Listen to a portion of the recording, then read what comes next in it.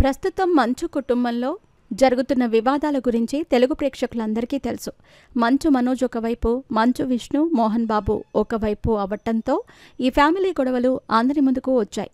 ముఖ్యంగా మంచు మనోజ్ అయితే తనను, తన భార్యను, కుటుంబాన్ని ఇబ్బంది పెడుతున్నారంటూ తండ్రి, అన్నపై విపరీతమైన ఆరోపణలు చేస్తున్నాడు.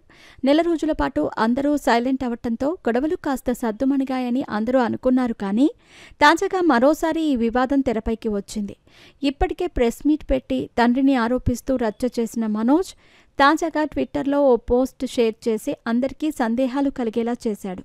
మంచు విష్ణు తాము లేని సమయంలో ఇంటికి వచ్చి కార్లను, వస్తువులను ధ్వంసం చేయటంతో పాటు దొంగలించాడని మంచు మనోజ్ కొత్తగా పోలీసులకు ఫిర్యాదు చేశాడు. అంతేకాకుండా దీని గురించి మీడియా ముందుకు వచ్చి వివరించాడు. కానీ ఇవేవీ పట్టించుకోకుండా మోహన్ బాబు, మంచు విష్ణు కలిసి ఉత్తరప్రదేశ్కి వెళ్లి అక్కడ ముఖ్యమంత్రిని కలిసి కన్నప్ప రిలీజ్ డేట్ని అనౌన్స్ చేసి వచ్చారు.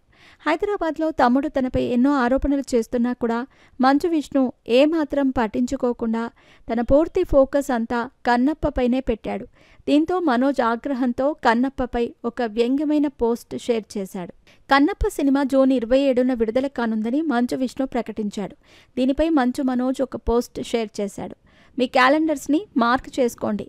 ది లెజెండ్ ఆఫ్ దొంగప్ప జూన్ 27న థియేటర్లలో విడుదల కానుంది అంటూ చెప్తూ జూలై 17 గురించి ప్రస్తావించాడు.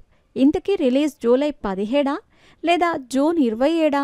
100 కోట్ల బడ్జెట్తో తెరకెక్కిన సినిమాకు PR ప్లానింగ్ కేక ఉంది అని కౌంటర్ వేశాడు మంచు మనోజ్. అంతేకాకుండా కన్నప్ప సినిమా 100 కోట్ల బడ్జెట్తో తెరకెక్కితే అందులో 50 కోట్లు కమిషన్ మంచు విష్ణుదే అని ఆరోపణలు చేశాడు.